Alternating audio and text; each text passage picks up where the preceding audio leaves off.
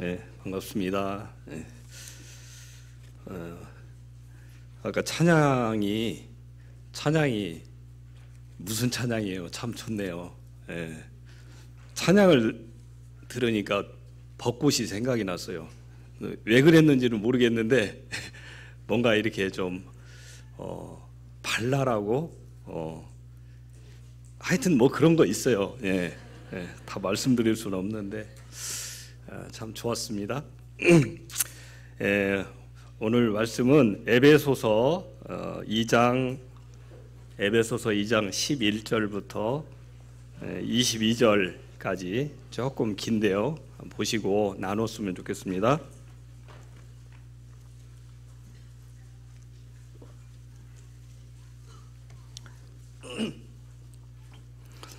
제가 한 절 읽고 우리 형제 자매님도 한 절 읽도록 하겠습니다. 에베소서 2장 11절부터 22절까지입니다. 조금 빠른 속도로. 그러므로 생각하라. 너희는 그때 육체로는 이방인이요 손으로 육체에 행한 할례를 받은 무리라 칭하는 자들로부터 할례를 받지 않은 무리라 칭함을 받는 자들이라.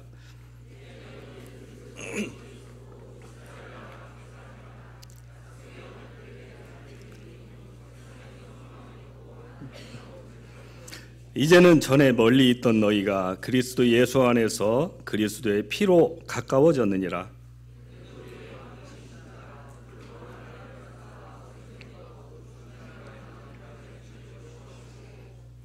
법조문으로 된 계명의 율법을 폐하셨으니 이는 이 둘로 자기 안에서 한 새 사람을 지어 화평하게 하시고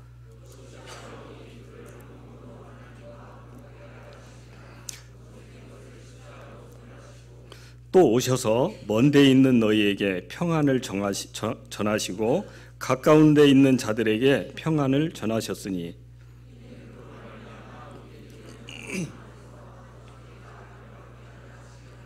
그러므로 이제부터는 너희는 외인도 아니요 나그네도 아니요 오직 성도들과 동일한 시민이요 하나님의 권속이라.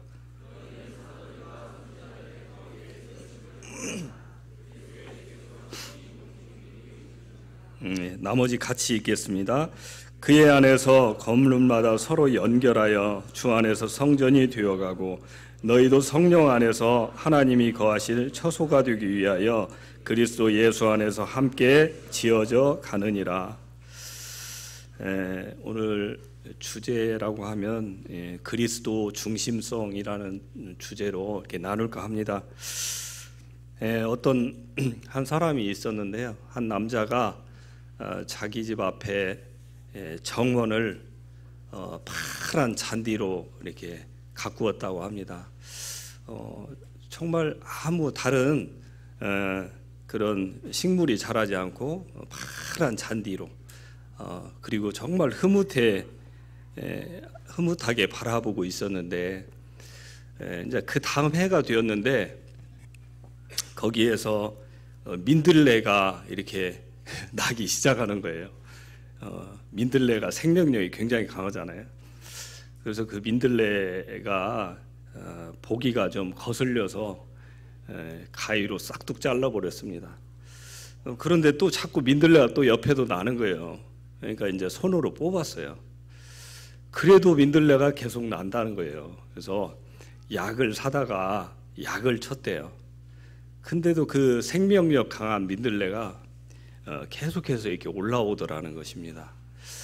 그래서 이 사람이 하도 해도 안 되니까 그 근처에 있는 대학교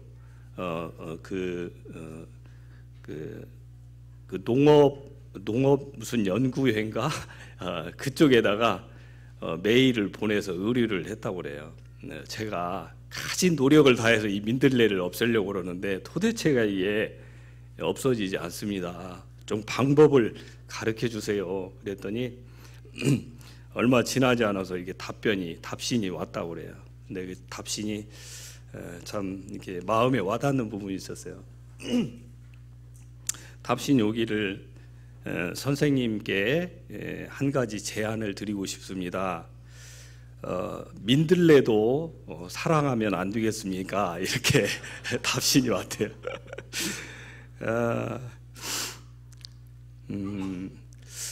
참 그 사람은 파란 잔디, 파란 이 정원을 생각하면서 그 잔디만 생각했던 거예요. 근데 거기에 잔디도 있고 민들레도 있고 국화도 나고 또 다른 식물도 있고 그런다면 더 아름다운 정원이 되었을 거다라는 생각을 꿈에도 못한 거죠. 뭐 물론 각자 다르지만 참 그러나 여기에는 정말 의미하는 바가 있죠. 우리는 어떤 우리 개인의 생각, 취향, 나 중심적인 사고를 가지고 어떤 프레임을 가지고 상황을 보고 해석하는 그런 게 있습니다. 근데 사실은 죄의 본질을 따지고 들어가면 보면요, 자기 중심성이라는 것입니다. 자기 중심성, 나. 모든 것을 나부터 시작하는 거예요. 심지어는 내가 주인이 되고, 내가 내 마음의 왕좌에 올라 있고, 하나님까지도 이런 생각을 가지고 살아가는 것. 이게 참 이제 그러다 보니까 남을 배척하죠. 나하고 다른 것들, 이런 것들을 수용하지 못하고 인정하지 못하는 거예요.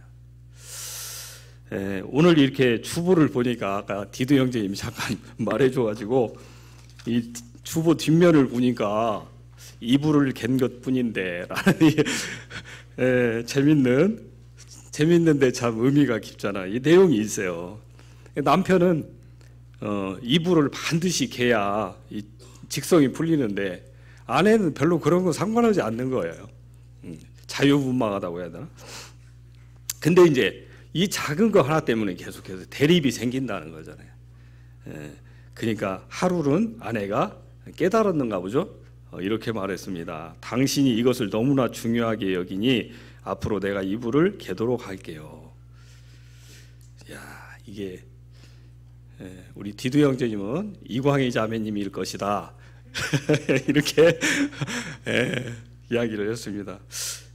그렇죠. 우리가 이렇게 살고 있는 이 우리의 일상 생활 가운데서도 얼마나 내 중심적인 사고를 가지고 어떤 것을 해석하는가 생각이 되게 돼요. 오늘 이 본문도 거기에 일맥상통하는 부분이 있습니다. 이게 무슨 내용이냐면 유대인들이 예전에 유대인들은 자기들이 정말 거룩한 하나님의 백성이라고 자부하며 살았어요. 굉장한 우월의식을 가지고 이방인들, 하나님을 모르는 사람들은요 정말 더럽게 취급하고 그들과 가까이 하는 것, 상종하는 것조차도 치를 떨었어요.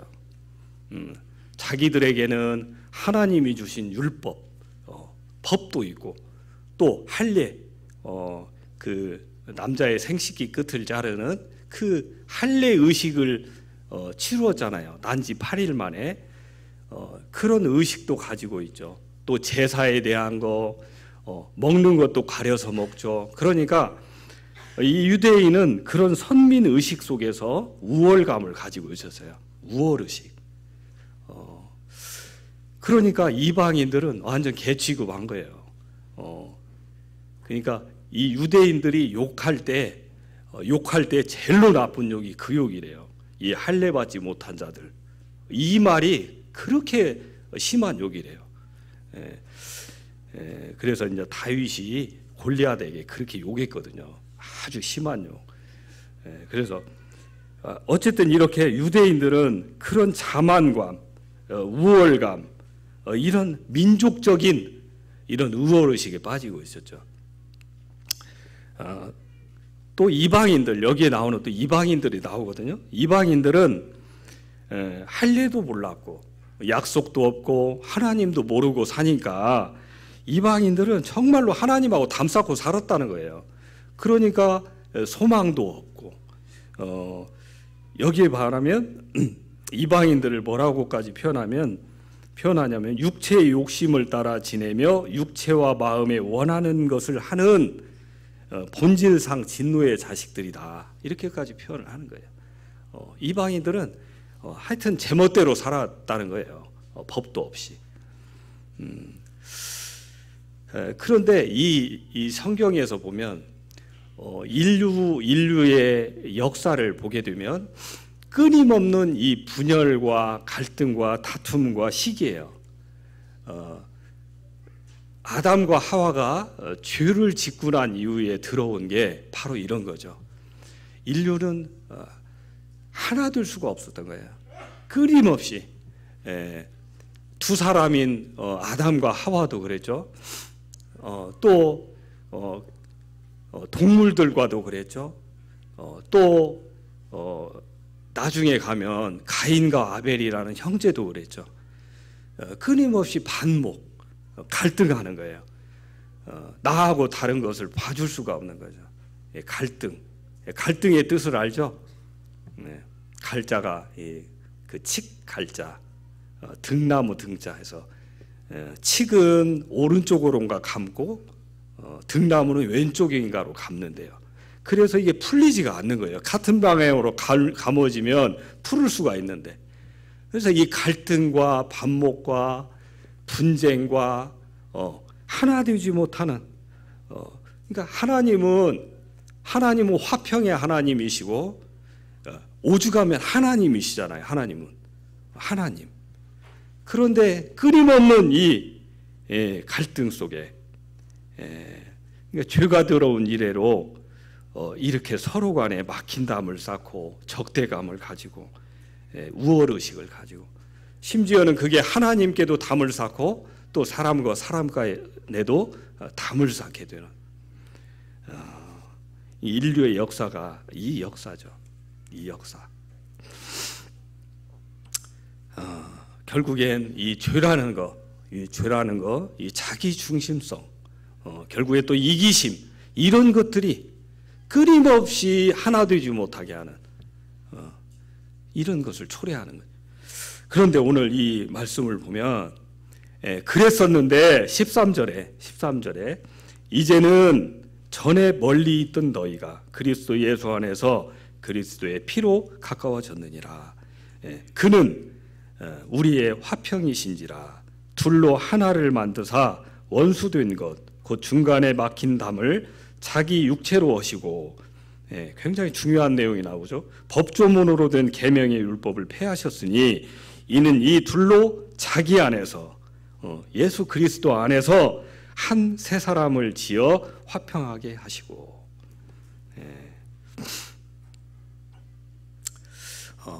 이 예수 그리스도가 오셔서 이 화평케 하셨다는 거예요. 이 막힌 담을 하셨다는 거예요. 사람과 사람 사이에 담을 허무셨다는 거예요. 사람이 하나님께로 나아올 수 있도록 그 담을 허무셨다는 거예요. 성소의 그 휘장을 십자가 그 사역 끝에 이 성소의 휘장을 찢는 이러한 일을 하나님이 하셨다는 거예요. 그래서 여기서 누가? 예수 그리스도가 어떤 방법으로? 십자가로. 그래서 이 내용이, 이 아주 함축적인 내용이 어디서 나오냐면요, 요한복음 12장 31절에서 나와요. 요한복음 12장 31절 제가 읽어드리겠습니다. 짧은 구절인데 예수님이 이걸 함축적으로 표현한 말씀이 있어요. 내가 땅에서 들리면 모든 사람을 내게로 이끌겠노라. 예수님이 그렇게 말씀하신 거예요. 내가 땅에서 들리면 무엇을 말씀해요? 십자가. 예수님이 나무에 박혀서 들리셨잖아요. 내가 들리면 십자가의 이 과업을 완수하게 되면 그 다음에 모든 사람을 내게로 이끌겠노라. 자기에게로 이끌겠다는 거예요. 이끌겠다. 예수님은 여기서 분명히 말씀하셨죠. 자기에게로 이끌겠다. 이렇게 말씀하셨거든요. 다른 것에 이끌리면 안 되죠. 어떤 사람들은 교회에 오는데 우리가 구원받은 그리스도인이면 언제고 우리는 예수님께 이끌려야 되거든요. 언제고. 그런데 어떤 분들은 교회에 오는 걸 이렇게 보게 되면 그분들은 어떤 사람에 이끌려서 와요. 사람에 이끌려서 또 뭔가 어떤 인기 이런 것에 이끌려서 가는 사람들도 있죠. 또는 혈연 지연에 이끌리는 사람들도 있어요. 그런 것들에 이끌려서 살아가는 사람들이 많이 있어요. 뭐 돈과 명예는 말할 것도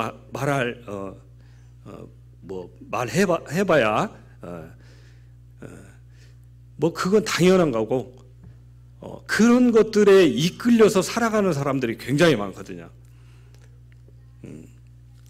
또 어떤 사람들은 종교에 이끌리는 사람들이 있어요. 종교. 그건 뭐냐면 교회에 와서도요. 정말 예수님께로 주님께로 이끌림을 받아야 되는데 그게 아니고 자기가 나와서 선한 일, 착한 일하고 교회 와서 일주일에 한 번 와서 이렇게 예배에 참석하고 말씀 듣고 그러면은 그걸 자기가 위안 삼는 거예요. 자기가 선행을 했다고 착각하는 거예요. 자기가 평안하다고 생각하는 거예요. 그거 거짓이거든요. 그거 거짓 평안이거든요.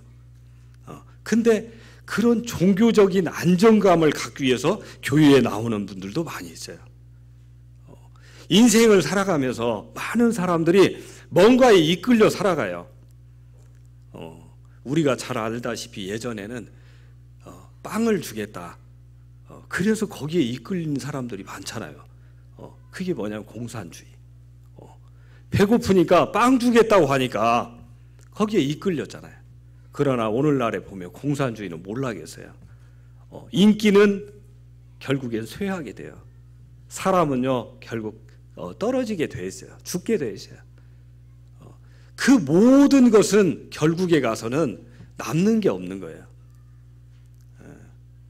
그런데 주님은 여기서 분명히 말했잖아요. 자기가 십자가에서 들리면 자기에게로 이끌겠다고.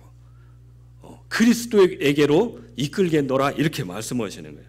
마치 지남철같이 자석같이 자석이 이렇게 지나가면 쇠가 달라붙잖아요.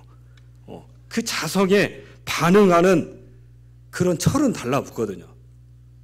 그러나 철이 아닌 것은요 떨어져요. 떨어지거든. 안 붙거든요. 예. 제가 이 대그룹실 그 주방 만들었잖아요. 거기 인덕션이 필요하다고 해서 성희령 선생님하고 인덕션에 필요한 용기를 막 수도 없이 검색을 해봤어요. 그냥 작은 인덕션 그릇은 많은데 우리 주일학교 학생들이 이제 숫자가 많다 보니 먹으려면 막 한 5, 60인분을 해야 되는데 이 그릇이 좀 크고 이게 웍이라고 하나요? 이게 음식을 해도 잘 안 달라붙는 이 그릇을 찾으려니까 없는 거예요. 막 이렇게 큰 게. 막 아마존에 들어가서 막 뒤져보고 알리바바에 들어가 뒤져보고 막 영어도 못하지만 없어요. 요즘은 다 작아졌어요. 다 이렇게 옛날같이 대가족들이 아니어서 그런지 그래서 이제 찾다가 이제 성희령 선생님하고 안 되겠다. 이렇게 후라이팬에 이게 그릇에 코팅된 거 이것은 도저히 없고 그 스텐으로 된 것은 있더라고요. 큰 게. 그것이라도 사자 해가지고 오늘도 지금 하나 가지고 왔네요. 50cm 되는 큰 거. 근데 이제 제가 궁금해서 도대체 왜 인덕션에 어떤 그릇은 되고 어떤 그릇은 안 되는 거야? 아시나요? 네, 간단하더라고요. 자석이 붙으면요 돼요. 인덕션에 반응을 하는 거예요. 자석이 붙으면. 그래서 옛날 무쇠 가마솥 있잖아요. 그것도 인덕션에 돼요. 안 붙는 건 안 돼요. 이 단순한 걸 모르고 원리가 있는 거예요. 자석 얘기하다 글로 갔는데 그렇습니다. 우리가 교회에서 이렇게 주님의 몸 된 교회에서 같이 함께 하는데요. 우리가 이런 부분을 분명히 해야 되겠다. 우리는요, 주님 중심으로 살아가야 돼요. 다른 것에 이끌리면 안 돼요. 우리들조차도 어떤 사람에 이끌려서 다닌다든지, 어떤 재미에 이끌려서 다닌다든지, 또 내가 인기 끌려고 한다든지, 사람을 높인다든지, 어쨌든 이런 모든 것들은요, 아닌 거예요. 우리는 언제고 주님 중심으로 살아가야 된다는 거예요. 성경은요, 이 부분을 너무나 많은 부분에서 말씀하고 계세요. 마태복음 1장을 딱 펴잖아요. 마태복음 첫 장을 딱 펴면 족보가 나와요. 족보. 어떻게 시작하죠? 아브라함과 다윗의 자손 예수 그리스도의 족보라 하고 시작해요. 그리고 막 수도 없이 낳고 해가지고 마지막에 예수님 나셨다 이렇게 써 있어요. 다른 모든 이방 종교는요, 경전, 철학, 사상, 이념 이런 것을 주장하고요, 거기에 초점을 맞추지만요, 기독교는 그게 아니에요.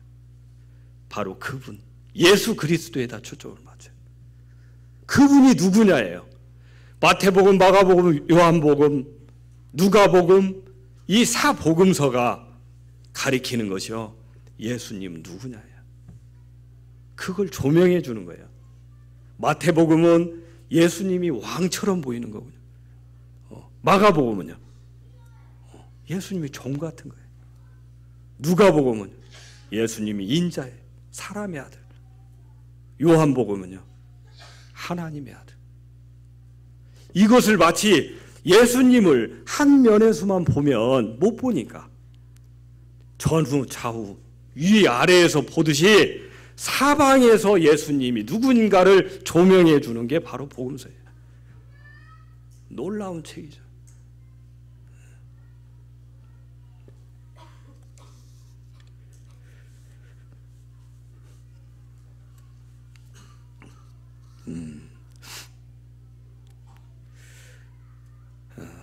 예수님이 그래서 오늘 이렇게 보시면 나중에 가면 이렇게 건물마다 서로 연결하고 또 함께 지어져 가고 이런 내용들이요, 하나를 이루셨다는 거거든요. 하나 되게 하셨다는 거거든요.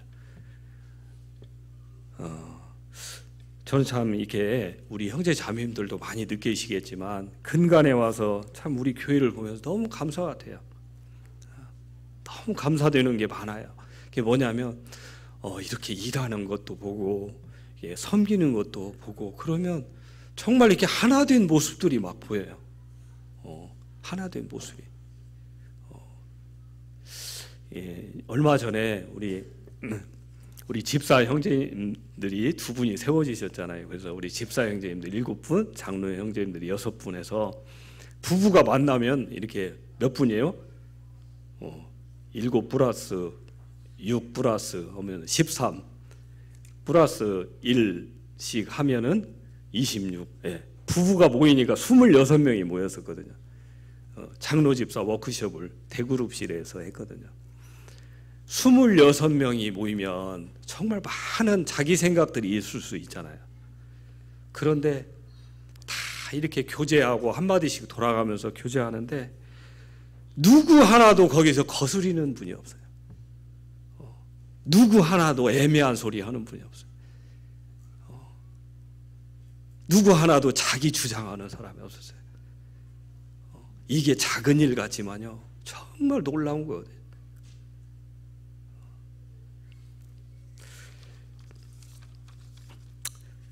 제가 이제 엊그저께 이제 다른 지역 교회를 잠깐 갔다 올 일이 있어서 갔다 왔거든요.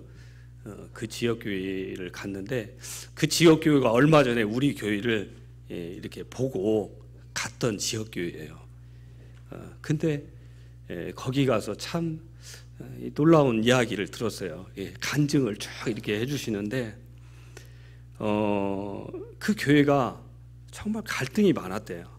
갈등이 막 주장하는 사람이 많았대요. 목소리가 막 커가지고 막 그냥 따지고 들면 그러니까 교회 가는 게 힘들었대요. 이게 뭐냐 이게. 근데 우리 교회에 와서 이렇게 3번을 와서 우리 교회를 쭉 이렇게 봤잖아요. 다 이렇게 교제도 하고 우리 애찬하는 거, 자매님들 식사 접대하는 거, 우리 형제 자매님들 이렇게 움직이는 것을 그때 뭐 수십 명이 왔잖아요.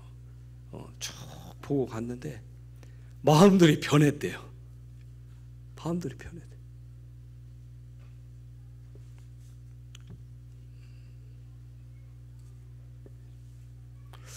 참 제가 그 얘기를 듣는데 그렇게 감동이 되는 거예요.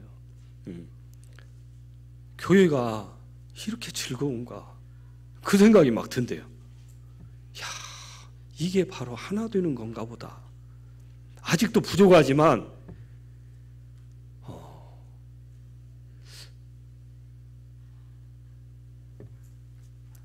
그분들이 뭘 보고 갔길래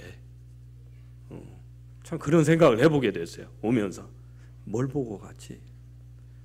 야, 정말 감사했어요.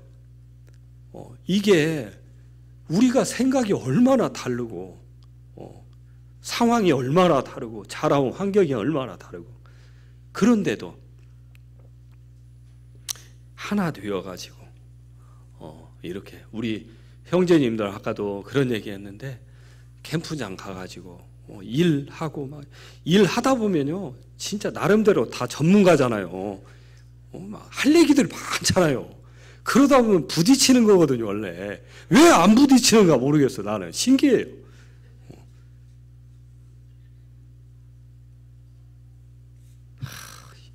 이게 정말 이게 사람이 할 수 없는 거구나. 우리가 어떤 일을 좀 잘하고 못하고 이런 것은 우리가 할 수 있죠. 세상 사람들도 할 수 있죠. 근데 이렇게 하나 되어 하는 것은요, 아까 봤잖아요. 예수 그리스도가 중심이 되지 않으면 있을 수가 없는 일이구나. 그 다음 장에 바로 넘기면 그 부분이 또 나와요. 뭐라고 하냐면 평안에 매는 줄로 성령이 하나 되게 하신 것을 힘써 지키라.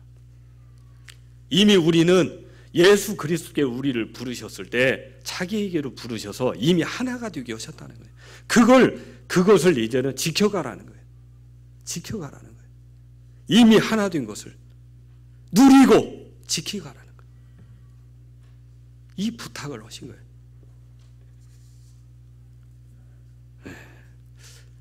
더 놀라운 것은요. 더 놀라운 건 우리 교회가 접대가 풍성하다는 거. 접대가 풍성하다는 거. 이것은 개인의 경건을 뛰어넘는 거예요. 왜냐하면 사도행전 2장을 보면요. 그 얘기가 나와요. 말씀 듣고 떡을 떼고 기도하기를 힘썼다. 그거는요. 개인의 경건에 할 수 있는 거예요. 개인적으로도 얼마든지 그렇게 할 수 있어요. 기도하고 떡을 떼고. 그런데요. 더 놀라운 것은 뭐냐면 내가 내 것이라고 주장하지 않고 내 것을 베풀면서 내 것이 아닌 것처럼 서로 통용하면서 그렇게 지냈다라는 장면이 나오는데요. 신학자들도 여기에 감탄을 하는 거예요. 성령 충만이 여기에 있구나. 성령 충만이. 우리가 개인적으로 말씀 열심히 읽을 수 있죠. 훌륭한 거죠. 기도 열심히 할 수 있어요. 훌륭한 거예요. 그러나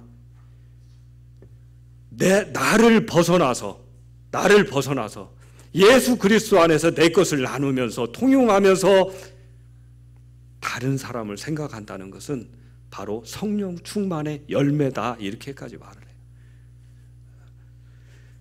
네, 26분이 지났네요.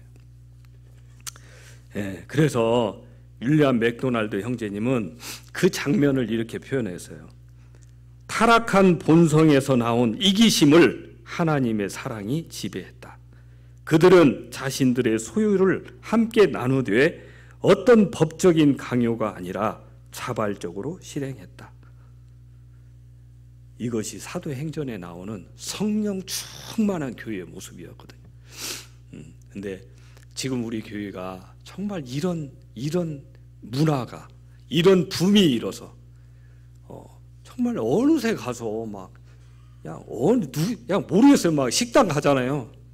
그냥 언제 가서 계산했는지도 몰라.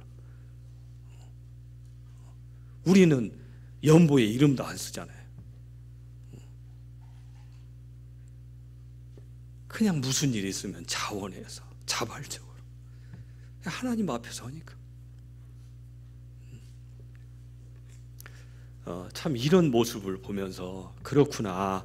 우리가 예수 그리스도를 우리 사이에 두고 우리가 그렇게 사니까, 우리가 하나 되고 우리가 또 하나 되니까 주님이 그곳에 더 임재하여 역사하시는구나.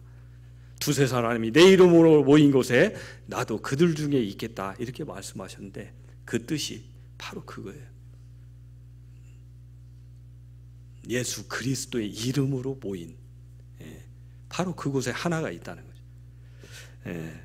참 우리 교회가 더 자만하지 말고 자고하지 말고 더 이런 것을 사람 보게 되면 눈치 살피고 그 시기 살피고 인기 이런 거에 빠질 수 있잖아. 그게 아니고 사람이 아닌 정말 주님 바라보고 그렇게 우리가 더 힘있게 달려간다면 하나님 정말 우리 교회에 더 축복해 주실 거다라는 이런 생각을 하게 되었습니다.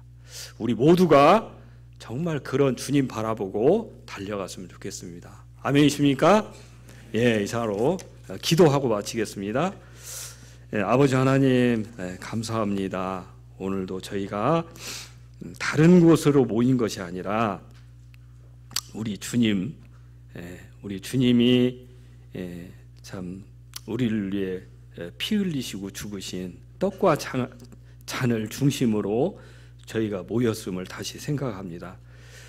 저희들 세상의 어떤 것이 아닌 언제고 주님 바라보고 사는 우리가 되기를 소망합니다. 하나님께서 능히 참 사용하고 남음이 있는 그런 교회로 하나님 축복해 주시고 저희들뿐만 아니고 이 사랑과 이 하나됨을 모든 사람들에게 나누는 그런 교회가 되게 도와주시옵소서. 예수님의 이름으로 감사하며 기도합나이다. 아멘.